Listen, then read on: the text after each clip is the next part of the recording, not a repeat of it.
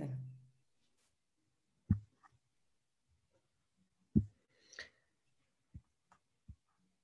Okay. I'll just refresh the page.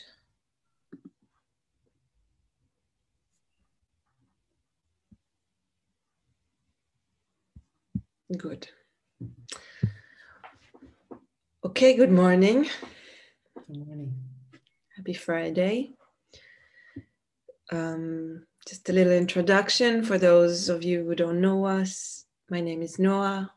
I'm here with Ruthie, my teacher and my partner in What Really Is. And What Really Is, and what we're doing here in the live sessions and what we're doing basically in everything we do is we wish to learn the difference and to explore within ourselves and with you, with everyone who is with us in our personal lives, actually also, and of course in the working environment, our working environment, is to explore the difference between living out of our thoughts and the concepts we have about ourselves, about things, about life, and what does it look like and what does it feel like to live not out of our thoughts, which this is not exactly something we have a name for because it's a mystery, it's emotion, it's life without us naming it. It's very much real, but it's not exactly something we can comprehend, explain, or understand with our conscious mind, and also not even with our senses. Yet, it is what we call what really is. So, in a way, it's even funny to talk about it, because once we talk, we usually talk from our thoughts, from our conceptions, from our interpretations about what really is. Yet talking is it's a very powerful way of us communicating, sharing. And that brings me a little bit to share something about talking that I had this week, that I found myself really want to not talk so much. Felt like almost everything I have to say is not really necessary.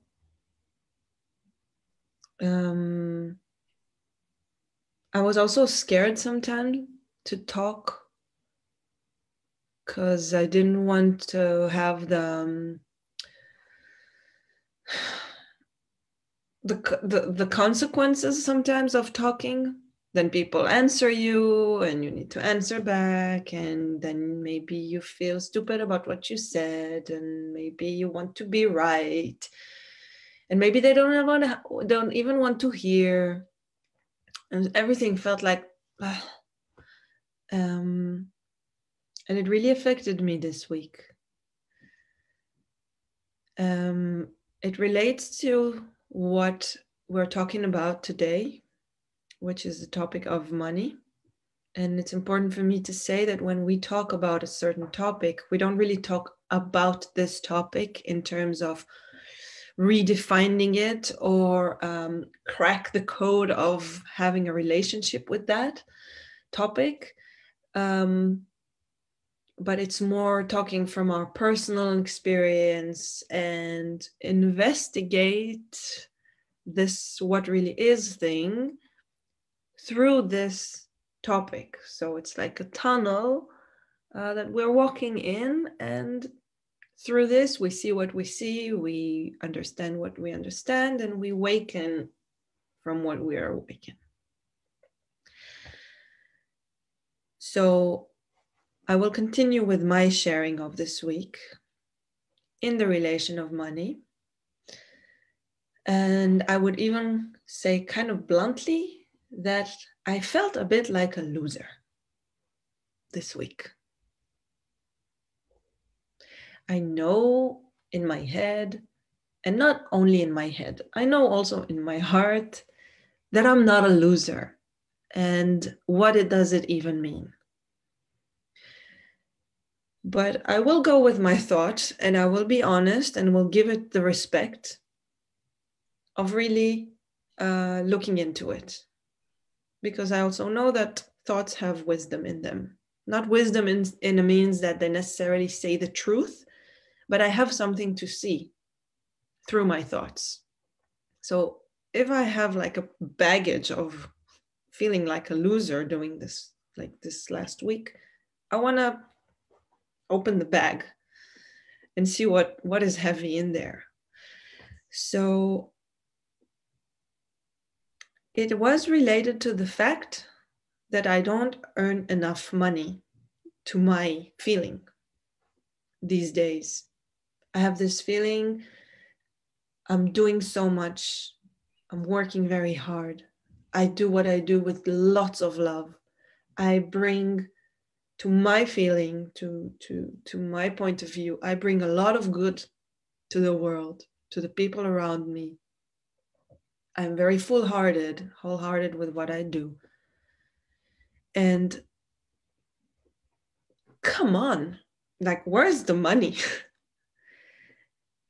And I can't help not thinking, maybe I'm living in La La Land, that I'm thinking that I can live like this, do what I love, bring good, blah, blah, blah. But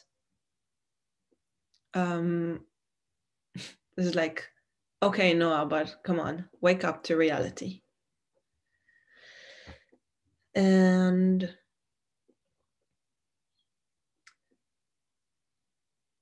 I also noticed that it brings me down. It really brings me down. I'm less motivated to do my art, to speak my words, like I said before.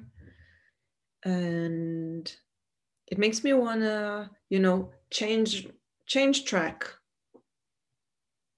And then immediately it goes to go live your work. I even dreamed about going back to being a bartender and a waitress, and it felt so good. Earn your money per hour. Do your thing. Don't think big. Don't aim far. Don't be so busy with expressing yourself. You're beautiful. You're happy. But these are just thoughts answering other thoughts. And what happens in practice is that I'm not happy. I feel heavy and even depressed. Not in a big word, but depressed. No. That's the feeling. So I would like you to take it from here, from your experience, personal and with people that you coach.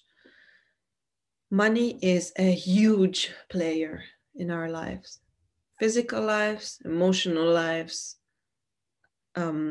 mind life. What is happening? What is happening to us when you get into this loop?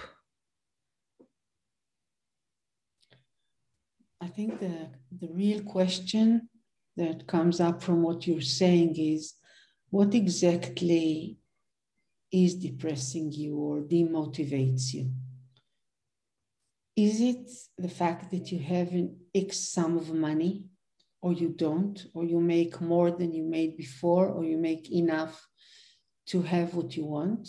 Is the fact that you have X sum of money that depresses you, or the fact that you think that you should have more money, that it says something about you, either that you're not good enough, you're not doing the right thing, or that you're limited and you're confined to a certain way of life because you don't have enough money? Which one would you choose?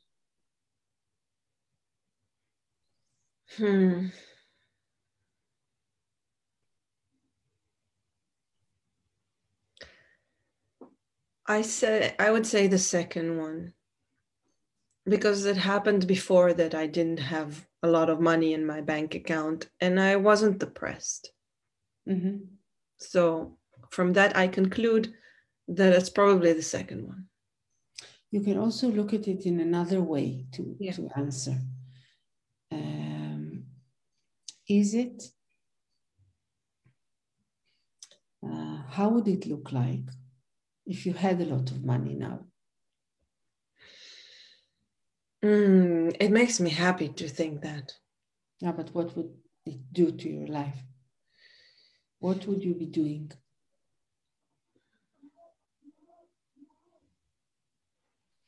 And I'm not sure it makes you happy. I encourage you to look more satisfied, maybe, than happy, or more relieved than happy. And it's your choice, of course. But when you look at it, you can discern. You can, really ask yourself whether it's that or it's that. Eternal. It's eternal. It makes me. It like gives me approval. It gives me a check that I'm doing something right. Yeah. So it's not really about what I will do or not do. Like what will I buy or not buy, or where will I live or not live. So that's, yeah. But look for a moment. If you had a lot of money now, what would you do?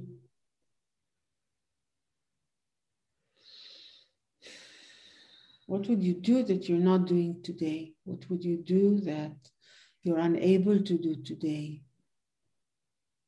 What would you experience that you don't today?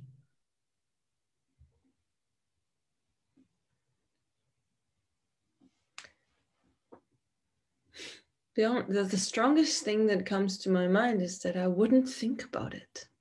Yeah. So that's exactly where money lives. Okay, when we say money, we don't look at dollars or euros or whatever currency there is. We're looking at the concept of security, being safe in this dangerous, complex world. Okay, I want to know that I'm secure, that I have enough so that I can not be vulnerable, dependent, or hurt in any way. But actually, that is exactly why most of us connect money with fear. Because when we come from the realm of thought, in the book of what really is, that's exactly what we call the world of fear. It's not the fact that we sometimes are afraid. Of course, we're afraid.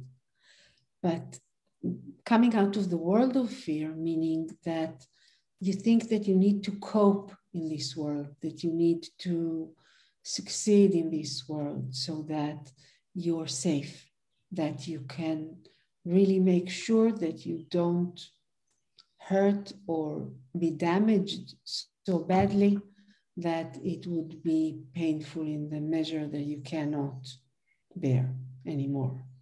Okay? So you're not talking about just being scared at the moment. I'm scared, something is happening and I feel scared, but you're talking about living in a constant state of fear.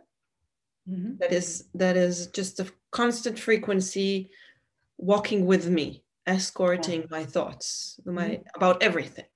Exactly. And mistakenly, we call that sometimes motivation, because when we're afraid and then we feel stressed and we feel compelled to do something, and we do that, we say, well, I act well and I function well when I'm under pressure.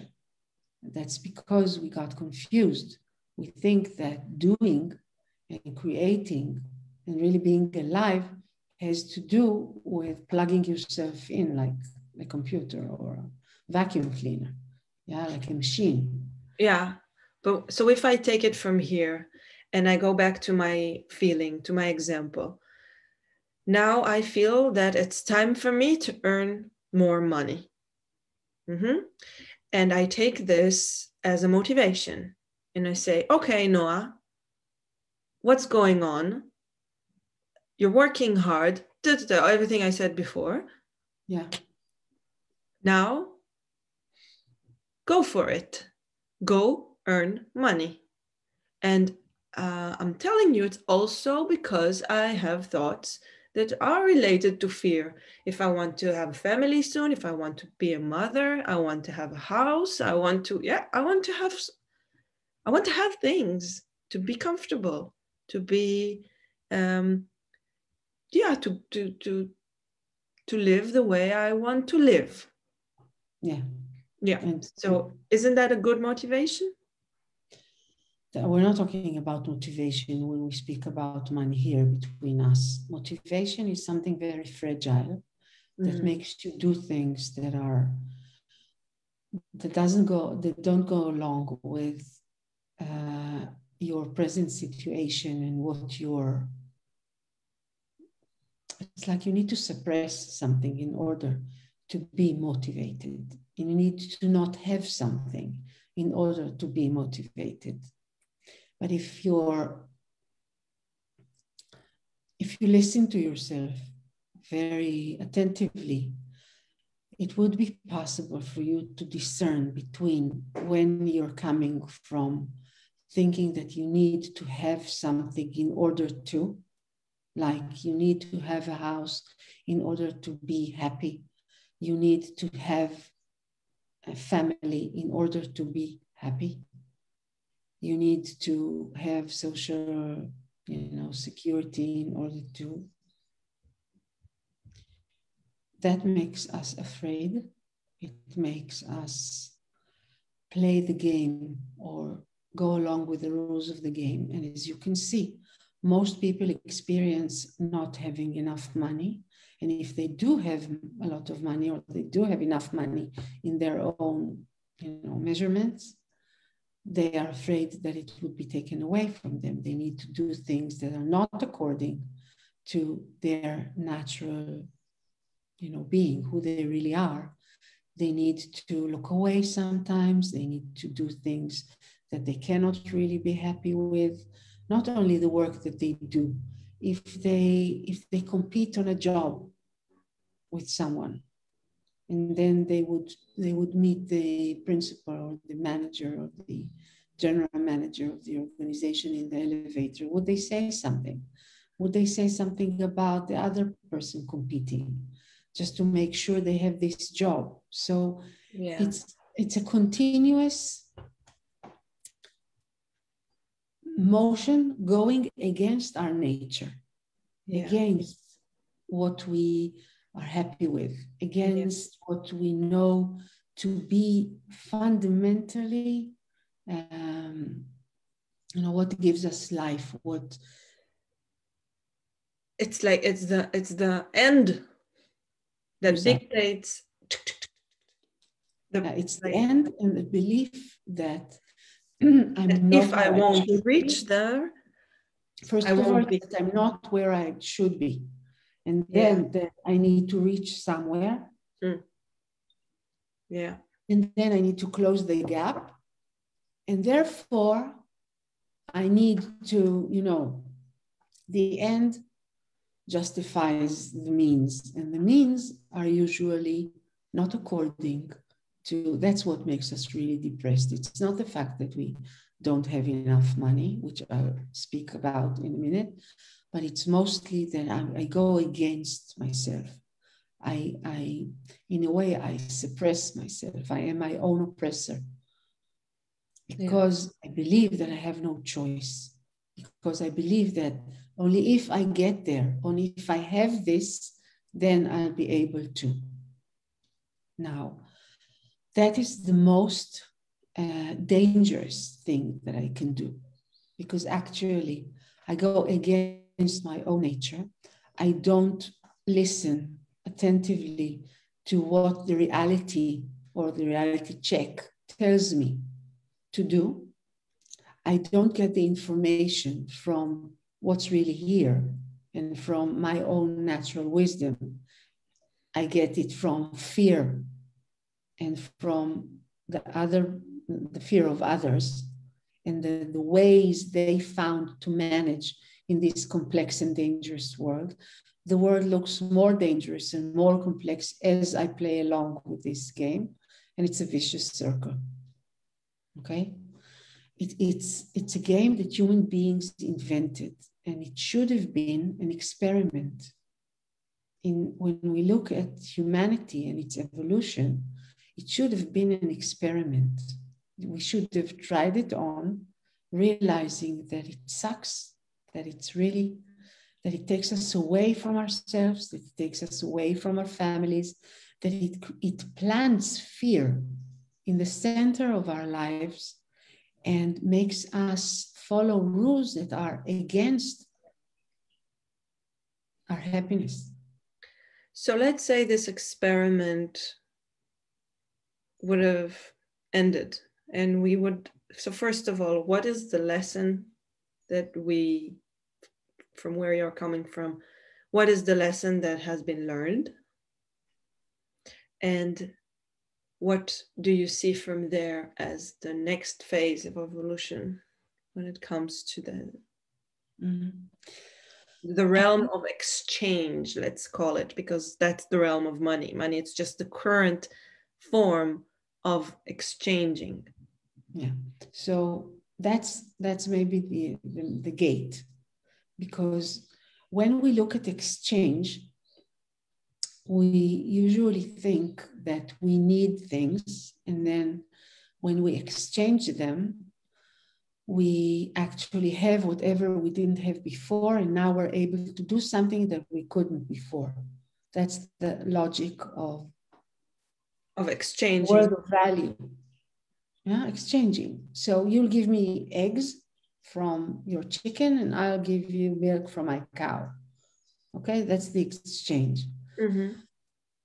But if I acknowledge that this was a game meant to show me that this never works, it creates jealousy and things look rare, and I believe in conditions that I have to have in order to be happy. I was once living for a while in a farm, and the whole community was living out of whatever grew in that season.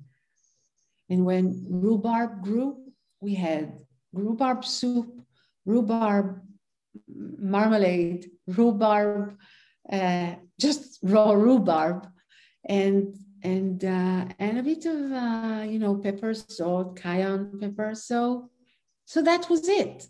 So that's what you ate. The feeling of abundance, the feeling of being connected to something so stable, that really gives security, that really shows you that you're in good hands. Yeah, that is where the truth really lies.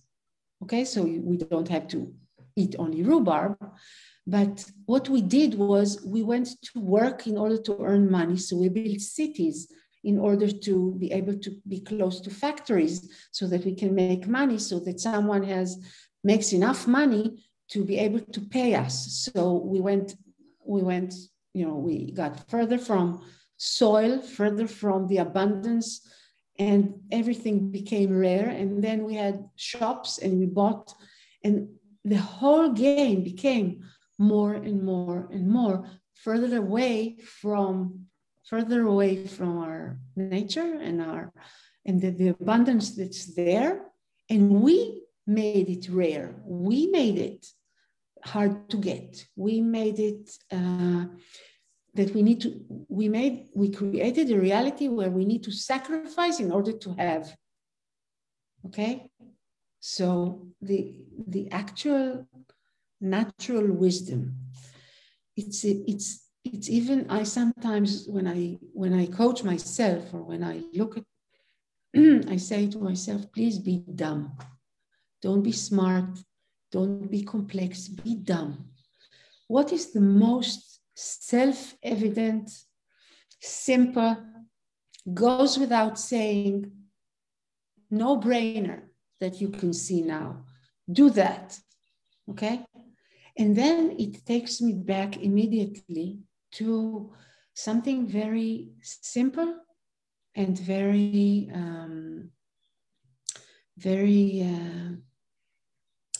present. It's already there. I just need to notice. If it's another person who wishes to do something with me or wishes to create something new with me, it's there. I just didn't listen because I was so tired from working from morning to night, and then managing to be a bit with my children or doing something with, cooking or cleaning the house. Not only that, sometimes I won't see it because I'm just so busy with my thoughts. I don't have children. I don't need to clean the house. Right. Maybe I need, but I don't. And but I can also miss it just because I am too much in my own head that I won't see because I won't look. Exactly. Because all I see is my... Right. And then fear comes because it's not only what you see that you think that you need, but also what you're occupied all the time. And fear comes in whenever you have time to breathe, because then it says, okay, but will you have enough money? I just want to go back to your question, because the question is, it's not true that we don't need anything. Okay, it's not true.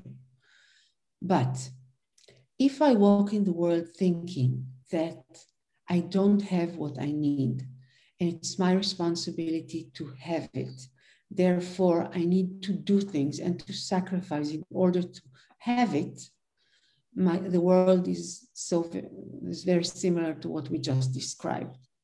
But if I walk in the world listening to listening to an inner voice that sometimes can be voiced by others, and sometimes I just hear it from within myself.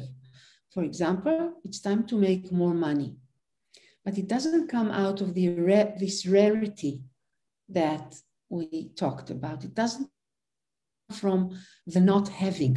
It comes from a smile, from an inner knowing that, okay, no, it's time now.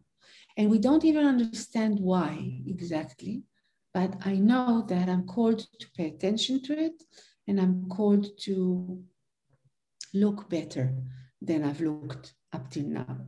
But then the mind says, oh, I'm glad that you noticed it.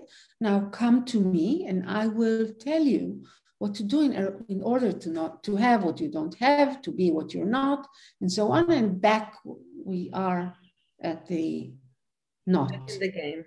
Not enough, and back in the game. But if I don't go there, then I would ask myself questions like,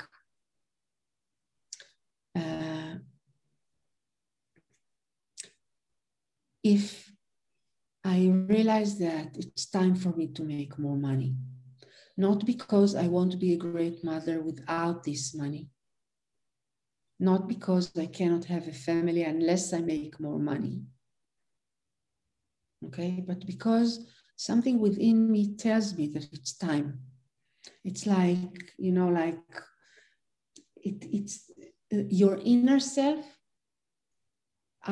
is asking the outside to be in the same level of your inner self. Something is not in its right place yet, okay? Not because you need it, but because there is an abundance that is not reflected on the outside. Yeah, the thought that is coming with this, you need to have, it's time for you to earn more money, is coming with a little voice of saying, grow up. Yeah. Grow up. It's time. So what would you ask yourself? It's a natural motion. I can't not grow up. My nature is growing up. Yeah, but growing up, the mind would say is, okay, so be responsible, find a paying job, a well-paying job, leave this, whatever you do, preferably with limited hours so that you can be with your child, because when and everything. But if you don't go there, okay, you don't listen to the mind who's asking for a limited order in order to have, then what would you ask? Growing up, what does it mean? What would you ask yourself? 3 questions that will enable you to really realize that you're called by yourself, by your inner wisdom, by your loving heart to grow up. And it means beautiful things. Then what would you ask yourself, or what do you feel called for?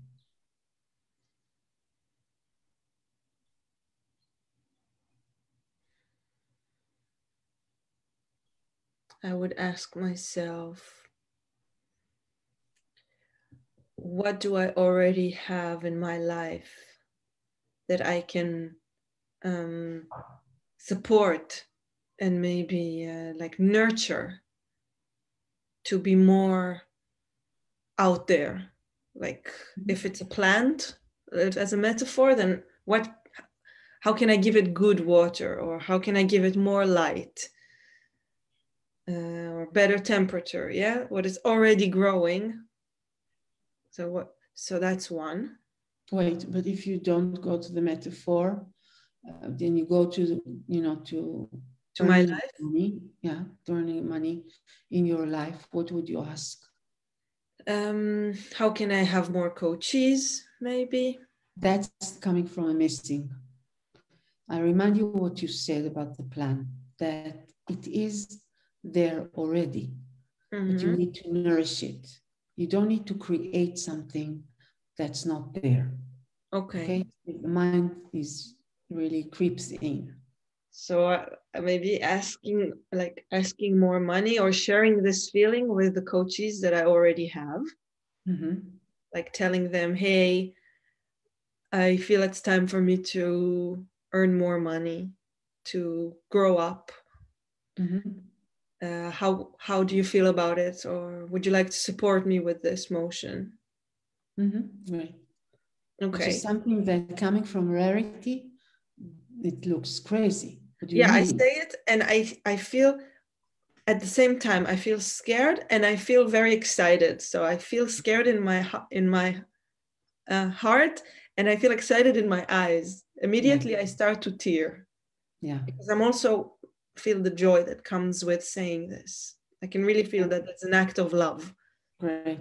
It's the joy of saying this, and it's the confidence, the great, beautiful confidence in the world that there will be people who would love to do that.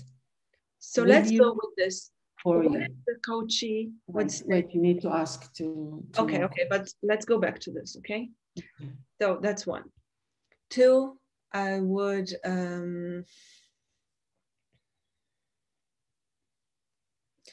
I go back to my creative project, the intuitive story, and reviving it, start making games. It's not which you already feel, because I know you, that you're called to do. So the money would be something that would encourage you to do that, but you know that you're already called to do that, and to also reinvent it in a way, because it's there, it's asking to be attended. Because it's just because. Yeah, exactly. In a way, it's because I can't not to. Yeah, exactly. Okay, but then let's go with this. So let's say I establish more games, more activities with my creative project. How do I ask money for it? How much? How would you know?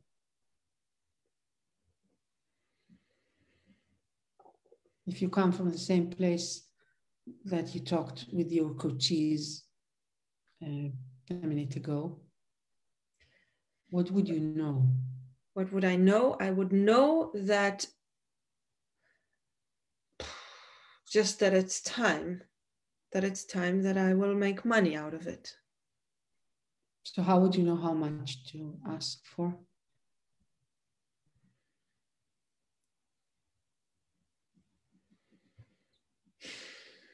Can you see for just one moment before you answer? Can you see that you're not comfortable with it?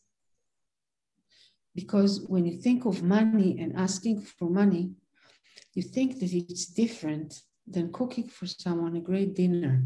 Simple and great. Okay? It's like, you think that it's like a different territory. No, I don't. Also, if I will cook for someone dinner, how much will I pay? Like, will I charge for this? I enjoy. No, I didn't mean that you charge. I mean that you give out of your heart. But when you talk about money, you don't think of them giving you from their hearts. You think that you need to take something that actually they would prefer not to give. That's the rarity. That's the, when we feel the scarcity, that's the word I was looking for. It's scarce, but it's not scarce. And So, maybe not everyone would pay. You know, maybe some of them would pay. Maybe those who choose would pay. Maybe they would pay, you know, according to what they feel is right, or what they know that they can, or they think that they can. So I will say something like, this is something I do and I give from my heart, from my love to you, to the world, to myself, to the unknown. Would you like to give me something in return? Or would you like to give me something too? Or what is your... They are already giving you by coming to the group, by taking part, by you growing through them. They gave you. They don't owe you anything. Yeah. Okay, so it's not that they need to. It's not a condition, and it's not. You will do it anyway, and it's not a condition for them to give something. But if you ask them, can they give something? That's one way of doing it. Another way of doing it is, I heard once a phrase that really touched my heart, and that is our higher good. What would it look like if you thought of our higher good, you and me? How much would you pay, or even it's not payment, how much money would you like to give me? Okay, and sometimes it has its reasons, and sometimes we don't really know what we're saying. But when I close my eyes, I know what some should be, because there's energy there, and it speaks to me. It's like a wave, and it has its heights, it has its motion. So I close my eyes and I can see a number, and that number doesn't mean that next session I would pay the same or I would give something. It doesn't. It just says that here, if we do the intuitive story, or we do coaching, or there is this moment where we become silent. Our attention goes inward, but not to me and my needs, but to the place where meditation occurs. And then I know. And whatever it is what I do. Okay? I would just like to say one more thing, because we did 2 questions. I would like to suggest the third one, because sometimes the mind wouldn't. I can also, with your coaches, you can come and ask them to look whom from the people they love, they would like to send it to you. Now, many times people approach others asking for references or for, you know, and they say these words, but actually they come from a missing. It's like a nice way to say this. Okay? It's like, I say, well, if you have someone that you really care for and you'd like to share with them whatever we do, invite them to the workshop, then please do. But actually, in the person's mind, it comes sometimes from a missing, from fear, from wanting something. And we just color it in beautiful colors or wrap it in a wrap that looks less aggressive or less with greed. Yeah, or demanding. But if we allow ourselves to really come from the truth, from knowing that we are one, from knowing that the abundance comes not from effort, but comes from real service coming from the heart and soul. Then when I approach this person, I approach him or her because from this point of origin that really knows that I would be okay if they don't, connect anyone. People will come because I'm listening well. But I do endorse them to do that because it serves them and other people. Okay? The mind usually attacks that and it brings doubt into the picture. Okay? Because in many ways, the mind is very creative, but comes from a very limited, primitive place of fear and lacking. So actually, we doubt ourselves. Yeah, I can coach people who do business, very large scale businesses, transfer of money, their earnings are very high.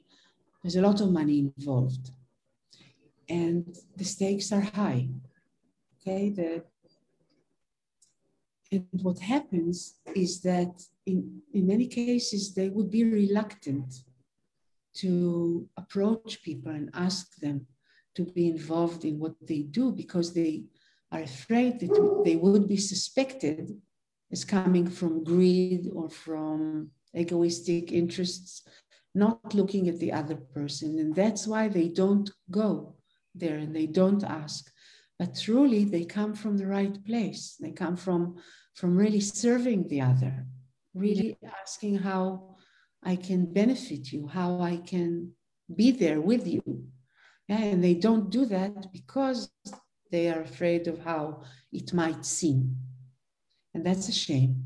So actually asking for references or for leads or connections can come from a lacking, and the same thing, the same exact words can be uttered out of a place of really unison and beauty and love, actually, love. So I need to say one more. Yeah, one more. Let's again ask what is the question, because we spread it a bit. So what 3 things I can do that will support my feeling of it's time to grow up, it's time to earn more money. Yeah, but in a good sense, not saying you're not good enough. Yeah. Just saying since you are magnificent, listen to what you're called for.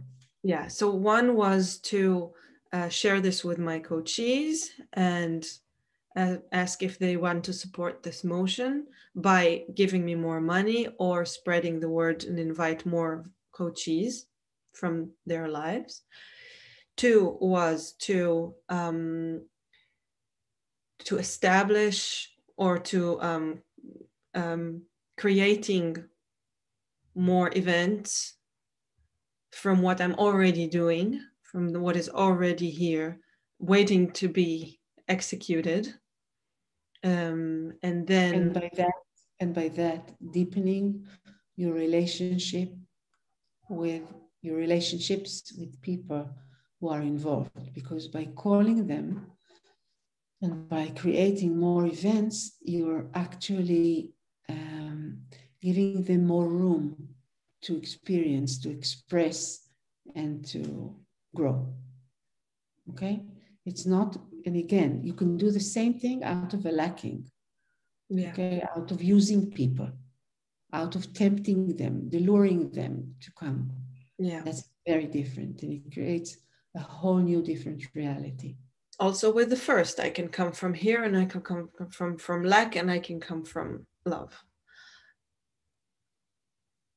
And the third thing that comes to my mind, it sounds a bit passive, but it's actually, I feel it's very active, but inwards and not so much outwards, is to maintaining this notion, maintaining this, and keep practicing this this notion that I am magnificent, and not because I'm something extraordinary, but I am here with what I am, with who I am, with what I have naturally, and it will show the way. So, for example, when I get into this loop of feeling like a loser and calling myself names, is to not get like, yeah, hearing that, yeah, give it attention, but not get tempted to dwell in it, and use it actually as an excuse to not show up, to not be who I am, yeah, to not bring myself forward, to not celebrate my existence in this world as it is, as I am right now, right now, right Exactly. now. Exactly. And that is something that creates a whole different realm of relationships with people, because when we think about money, or money is the field where we can actually see very clearly that we come from separatedness. We come from this place of really seeing ourselves separate. Each one is an individual. We're alone in the world unless we coupled with other people. And our mentality hasn't changed so much from the time that we looked at ourselves as tribes, which then was okay, because it was this place in the evolution that we were becoming independent of the oneness, the natural oneness, and we became responsible for our deeds and our spirituality. And then we were afraid because we needed to be out there. Yeah, after we ate this apple, we needed to somehow make a living, and we needed to somehow, make good for ourselves. That was frightening. Like we left paradise, yeah, and now we need to create our own paradise, yeah, somehow. Right. So actually, we didn't leave paradise, but we did. We feel as if we did. And that's how we live. That's what you mean by coming from a lacking. Yeah. It's like, what I need is not here yet. Yes, exactly. I need to make an effort to get it, to create it. And I'm probably not good enough to get it. So again, it becomes more and more complex. But if I realize that I haven't left the Garden of Eden, meaning everything is here, then my relationship with other people would, first of all, not come out of scarcity, but more than that, it's like the relationship between my right hand and my left hand, okay? They are one body. They cannot not take responsibility for that. they cannot not come out of love, because the attentiveness needed for this oneness to really flourish is not by being a tribe against or guarding ourselves from another tribe. It is understanding that it's one body. And how would it look from there? Yeah, how would it look, for example, I was working with a company that made it a rule for itself that it doesn't work with outsourcing, it doesn't go outsourcing unless they are sure that the workers in the factories or organizations that they work with are paid well and they're treated well. So they wouldn't take an outsource. They wouldn't sign a contract unless they were sure that the conditions of the worker in that place were met adequately. That's one way of really realizing that it's not a jungle and we're not here to just get what we need and the others are none of my concern.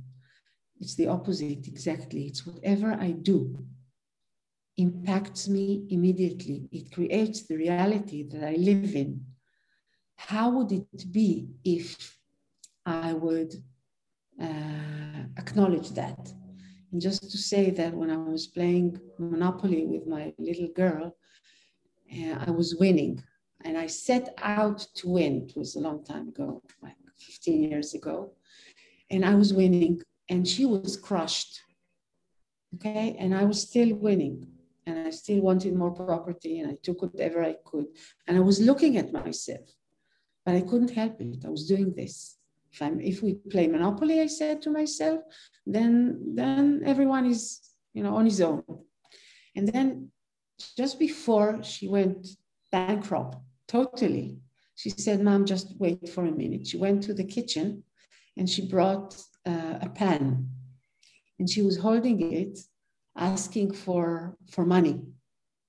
And, it was utterly not in the game. Yeah, the rules of the game are not enabling you to ask for how do you say when you ask for someone to give you something? Donations or begging, it's like she became a beggar. Yeah. Okay. And suddenly the minute she came back, she was 5 with the pan. I thought to myself, what has become of you? Yeah, and I was like looking at myself, seeing my child, and the minute she allowed herself to go out of the game and to not continue playing by these rules of the game, I could give her money and we could go on playing. And then she did it once more and I gave her money.